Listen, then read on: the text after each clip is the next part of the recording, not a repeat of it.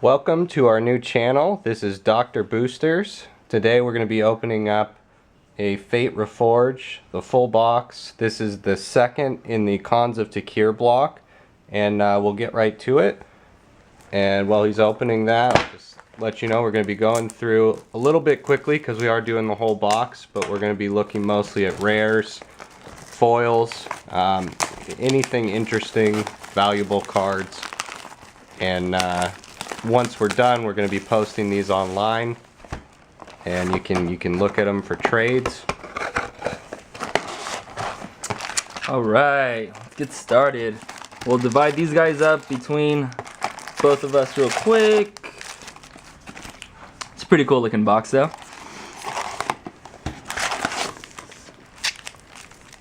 And we haven't mapped anything in here, so it's just going to be all random. All right. Yeah, like what he was saying earlier is we're going to put all the rares on a Facebook page and any other notable cards, and if any of you guys ever want to trade, you can always just send us a message and we'll send it out to you guys and try to get a trade going on. So our first rare is Flamelock Phoenix. This is a 2/2 creature, flying and haste, and it attacks each turn if able. It also has a ferocious ability, so if you control a creature of 4 or greater power, you can return the Phoenix from your graveyard to the battlefield. So it's pretty decent rare, and we did not get any special land. Right, in my booster pack we got the supplement form. It's an instant. You return target creature to its owner's hand, put a token onto the battlefield that's a copy of that creature. And we'll go through over all the rares that we pulled also at the end for those who just want to see what kind of rares we pull out.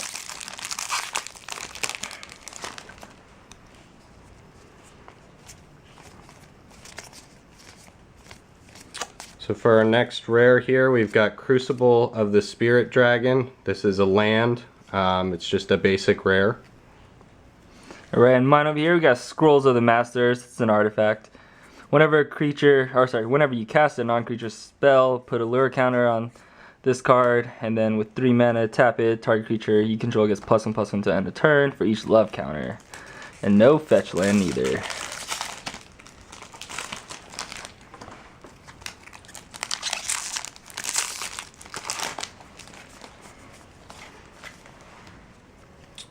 Okay, for our next rare, we've got Atarka, World Render. This is a legendary creature. It's one of the 5 legendary dragons. This is the one that's actually the red and green.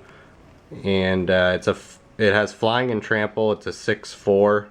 And whenever a dragon you control attacks, it gains double strike until end of turn. So, pretty decent card. And we've also got a foil Aven Surveyor here. Nice, very nice. And then for mine, I got the Yasova Dragonclaw. It's a legendary creature with trample. At the beginning of combat on your turn, you may pay 1 with 2 of either blue or red. If you do, you gain control of target creature and opponent controls with power less than Yasova until end of turn. And then you untap that creature and it gains haste until end of turn. Nice card, especially for 3 mana. One nice thing about this block is that there is a high number of legendary creatures. And that'll be of interest to folks who play Commander or EDH. So our next pack here, we've got Flame Rush Rider. And there's a whole bunch of text here, so I'm not going to go through all of it, but it has the dash mechanic, and that's a new mechanic in this in Fate Reforged. It's kind of like haste, except you're going to bring in your creature, attack with it, and then bring it back to your hand at the end of the turn. Alright, and for my next rare, I got the Timur War Shaman, 4/5 creature, and it has Manifest. Nothing too exciting. No also in this pack here, we've got Renowned Weaponsmith. This is another foil, and it's actually an uncommon foil.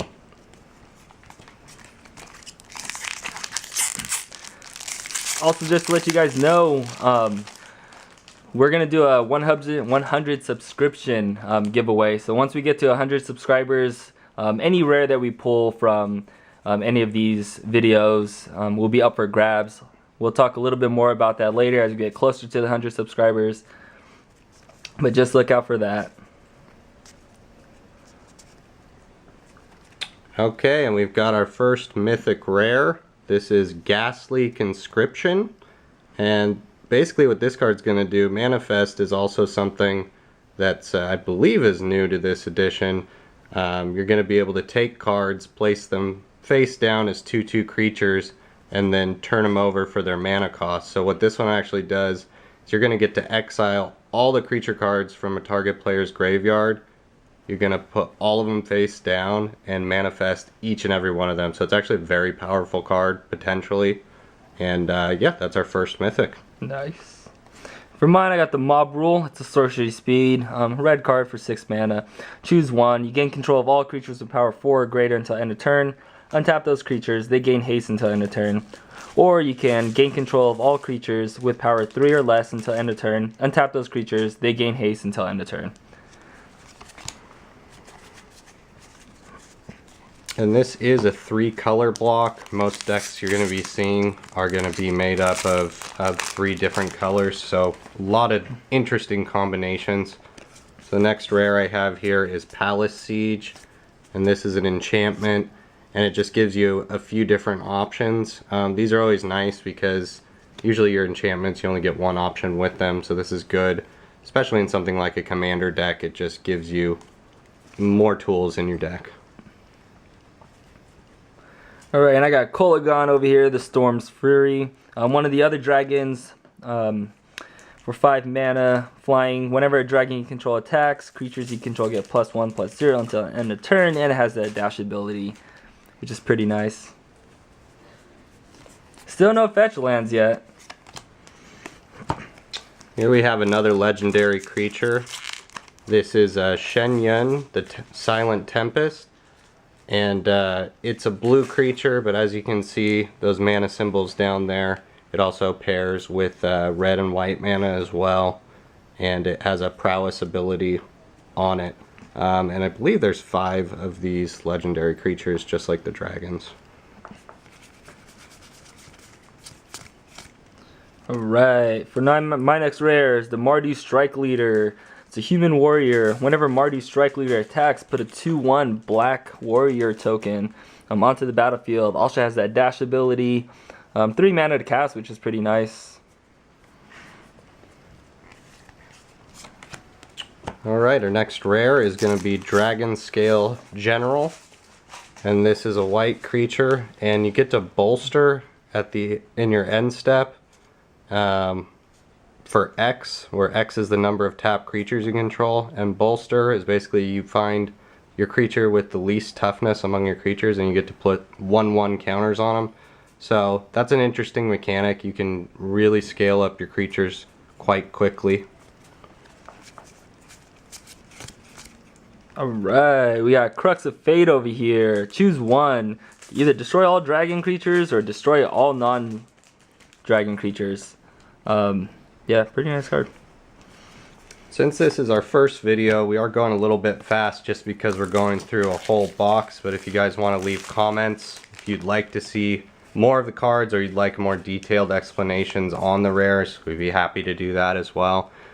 Next rare, we have Dromoka the Eternal. This is another one of the legendary dragon cards. This one is green and white. And this one, whenever dragon you control attacks, you get to bolster twice, and bolster is a mechanic I just talked about. It's a 5/5 creature. Alright, and we got Arcbound over here. For 3 mana, it's an instant. Choose target creature. Whenever that creature is dealt damage this turn, it deals damage to each other creature and each player. Moving right along, we have... Ooh, this is probably our first valuable card so far. Another mythic. We've got Monastery Mentor. This has prowess, so whenever you cast a non-creature spell, this creature will get a +1/+1. And also, whenever you cast a non-creature spell, you also get to put a 1/1 creature out that also has prowess on the battlefield, so you get a